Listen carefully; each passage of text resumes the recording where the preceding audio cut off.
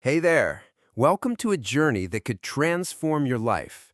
Today, we're diving deep into mastering self-discipline, the cornerstone of lasting change. If you've ever struggled to stick to your goals, whether it's hitting the gym, eating healthier, or tackling that big project, this is for you.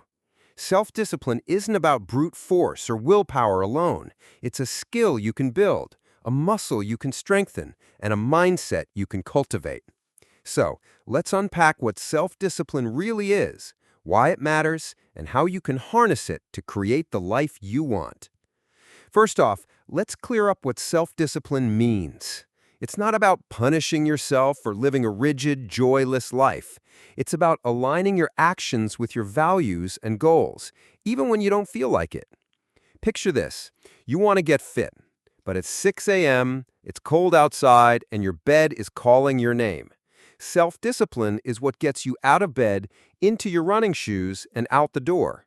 It's the ability to choose long-term rewards over short-term comfort. And here's the thing, it's not something you're born with. It's learned, practiced, and refined over time. Why does self-discipline matter? Well, it's the bridge between where you are and where you want to be.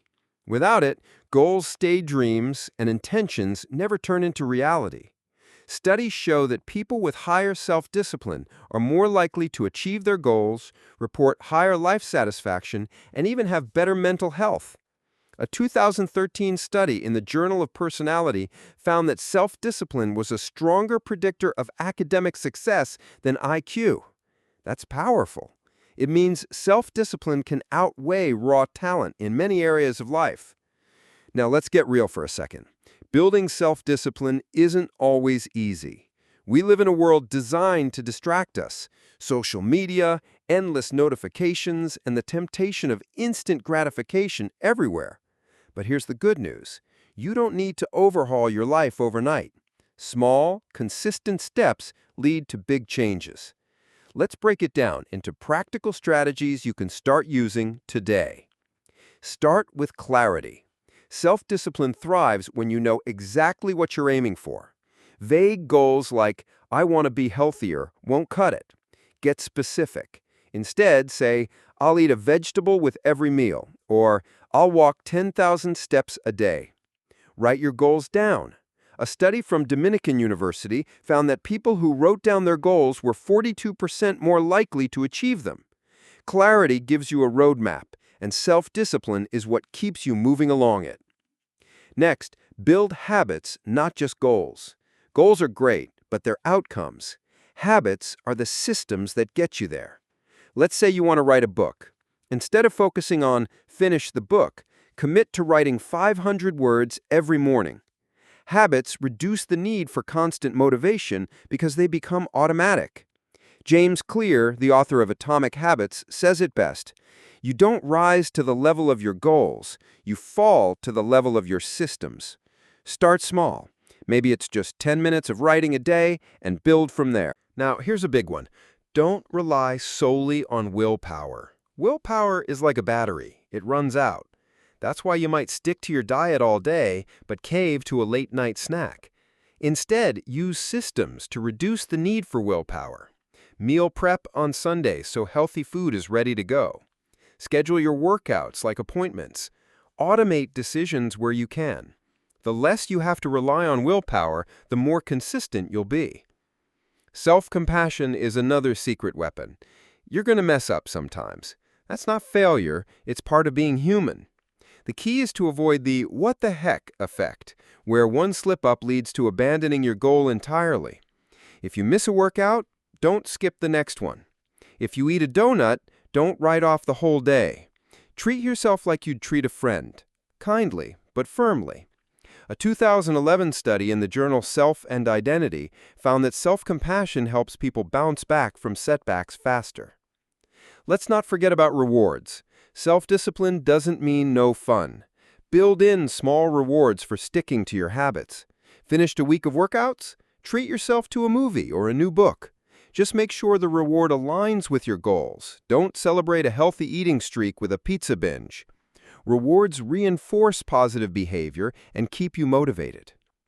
Time management plays a huge role too. Self-discipline often comes down to prioritizing what matters. Try the Eisenhower matrix. Sort tasks into urgent but not important, important but not urgent, and neither. Focus on what's important, not just what's screaming for your attention. And don't multitask. It's a myth that it makes you more productive. A 2009 study from Stanford showed that multitaskers are less efficient and more distracted. Do one thing at a time and do it well. Let's touch on mindset. Self-discipline grows when you believe you can change. Carol Dweck's research on growth mindset shows that people who see their abilities as malleable are more likely to persist. If you think, "I'm just not a disciplined person," challenge that thought. Replace it with, "I'm learning to be more disciplined every day." Your self-talk shapes your reality, so make it empowering. Another tip, break tasks into smaller chunks. Big goals can feel overwhelming, which kills motivation.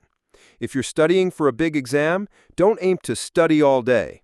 Break it into 25-minute focused sessions with 5-minute breaks, also known as the Pomodoro technique. This keeps your brain fresh and makes tasks feel manageable. Over time, those small chunks add up to massive progress. Accountability is a game changer. Share your goals with a friend, join a group, or hire a coach. Knowing someone's watching can keep you on track. A 2015 study in the Journal of Weight Loss Maintenance found that people who had accountability partners lost more weight and kept it off longer. Find someone who'll cheer you on, but also call you out when you slack. Let's talk about temptation bundling. This is a fun one. Pair something you need to do with something you enjoy. For example, only listen to your favorite podcast while working out, or only watch your favorite show while folding laundry. This makes the task more appealing and helps you stick with it. It's like tricking your brain into being disciplined. Sleep and stress management are non-negotiable. You can't be disciplined if you're exhausted or burned out. The National Sleep Foundation says adults need 7 to 9 hours of sleep per night. Skimp on that, and your prefrontal cortex, the part of your brain responsible for self-control, takes a hit. Stress also sabotages discipline by pushing you toward quick fixes like comfort food or procrastination. Build in time for rest, meditation, or whatever helps you recharge. Let's wrap this up with a long-term perspective. Self-discipline isn't about perfection, it's about progress. Every time you choose action over excuses, you're building that discipline muscle. Over time, what feels hard now will become second nature. Think of it like compound interest. Small efforts today multiply into big results tomorrow.